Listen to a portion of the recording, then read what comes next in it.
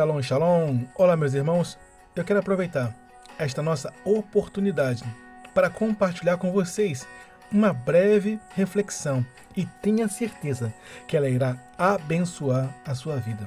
E a palavra que estaremos refletindo, ela vai estar no Evangelho de Jesus Cristo, segundo escreveu Mateus, capítulo 23, verso de número 12, onde o nosso texto ele vai nos dizer assim, desta maneira: qualquer, pois, que a si mesmo se exaltar, será humilhado, e qualquer que a si mesmo se humilhar, será exaltado.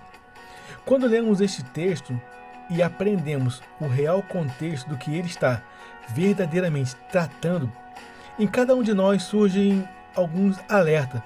São eles acendidos em nossos corações que amamos a palavra de Deus. E o primeiro é que muitos já até recitaram este versículo de uma forma errada, e principalmente fora do seu exato contexto. Eu gostaria de fazer um breve questionamento.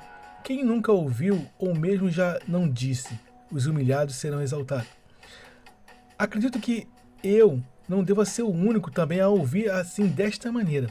E ao fazermos um novo questionamento, qual é o sentimento que nos vem quando alguém nos diz, e até mesmo na tentativa de nos motivar, nos dizendo que os humilhados serão exaltados? Como uma resposta a essa frase, a mim é vindo quais tipos de sentimentos vêm a nós? O primeiro seria de vingança, ou de um sentimento de que eles um dia terão de me reconhecer? Um sentimento de autopiedade? É isso que vem a mim quando eu ouço esse verso? Meus amigos, todos esses tipos de sentimentos ele somente vem de encontro com a palavra de Deus. Na verdade, a palavra de Deus ela vai nos orientar que qualquer, pois, que a si mesmo se humilhar, ele será exaltado. Então, a palavra de Deus, ela é contra qualquer tipo de autoexaltação humana, aquela que vem do próprio homem. Meus amigos, todo aquele que julga a si mesmo capaz, todo aquele que julga a si mesmo merecedor de alguma coisa de Deus, permite que ele, em determinado tempo, ele venha a ser humilhado.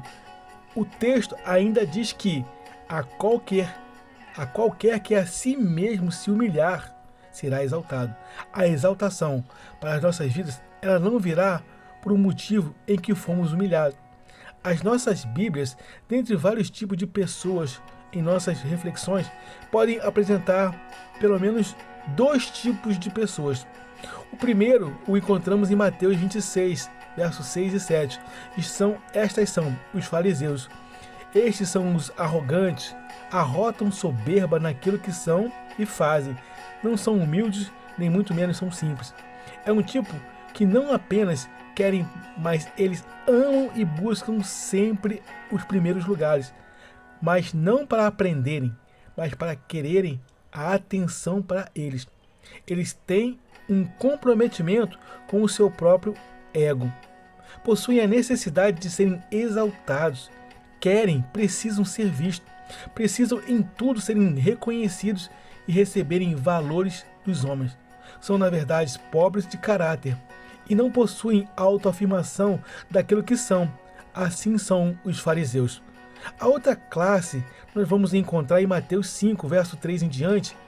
Dentre alguns, são os humildes de espírito, pois eles, em sua humildade, são e receberão o reino dos céus. E por isso, assim são considerados por Deus bem-aventurados. E no verso 8 deste mesmo Evangelho de Jesus, onde escreveu Marcos, encontramos os limpos de coração, pois eles, os limpos de coração, verão a Deus. Dentre apenas esses três personagens, desses três tipos de pessoas, com qual delas mais temos nos assemelhados? Com os fariseus, com os humildes ou com os limpos de coração? Eu aqui aprendo com o nosso texto e aplico a nossa reflexão o seguinte: Filipenses capítulo 2, versículo 4 a 11, onde o texto diz assim: não atente cada um para o que é propriamente seu, mas cada qual também para o que é dos outros, de sorte que haja em vós o mesmo sentimento que houve também em Cristo Jesus, que, sendo em forma de Deus, não teve por usurpação ser igual a Deus, mas esvaziou-se a si mesmo, tomando a forma de servo, fazendo-se semelhante aos homens, e achado na forma de homem, humilhou-se a si mesmo, sendo obediente até a morte e morte de cruz.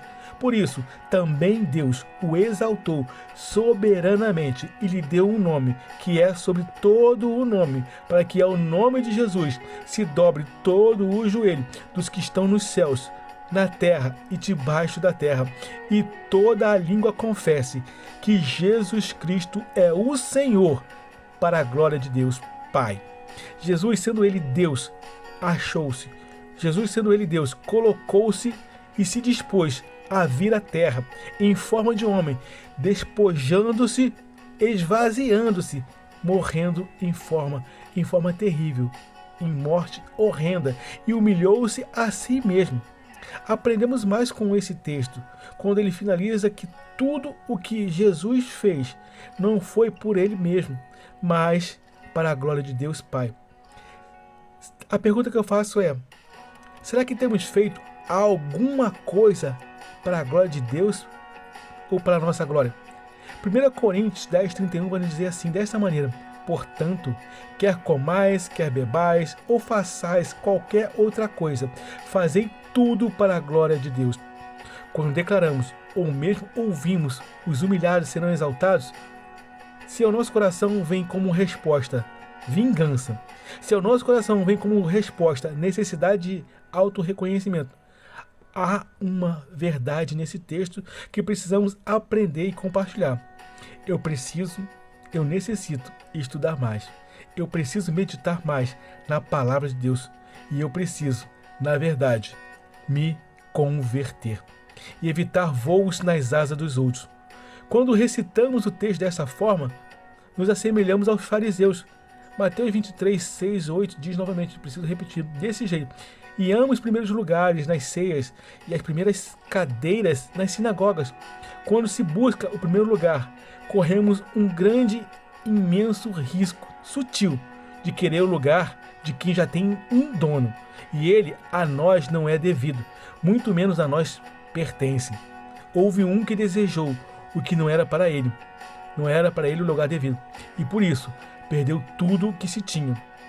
O texto bíblico segue assim: as suas saudações nas praças amam isso e serem chamados pelos homens, Rabi, Rabi. Vós, porém, não queirais ser chamado Rabi, porque um só é o vosso mestre, a saber, o Cristo, e todos vós sois irmãos. Amém?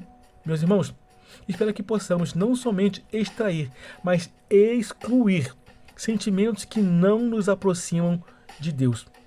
Agem eles, se permitirmos, muito ao contrário, nos afastando, com os sentimentos de vingança, os sentimentos de que eu sou merecedor, uma autopiedade.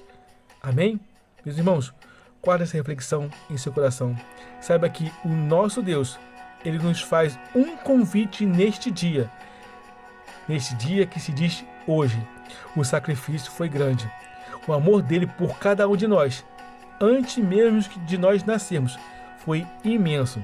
E tudo isso para que o reconheçamos como seu Senhor e Salvador, como o nosso único e suficiente Salvador. Diga sim a Jesus, diga sim para Ele, entregue a sua vida ao Senhor Jesus. Salmo de número 37, verso de número 5, diz assim: entrega o teu caminho ao Senhor, confia nele e tudo Ele fará. Meu irmão, entrega a sua vida a Jesus. Diga assim comigo: Senhor Jesus, eu me entrego a Ti. Me recebe, me salva, me liberta. Perdoa as minhas ofensas. Perdoa a todos os meus pecados praticados. Escreve o meu nome no livro da vida. Amém? Meus irmãos, que o Espírito Santo de Deus venha a falar mais a cada um de vocês. Eu quero te pedir para inscreverem-se em nosso canal, a curtirem e a compartilhar essas mensagens com mais pessoas. E também ativem o sininho das notificações. Eu quero desejar a todos uma jornada abençoada e feliz. Eu sou o capelão Alexandre Costa. Shalom, shalom, graça e paz.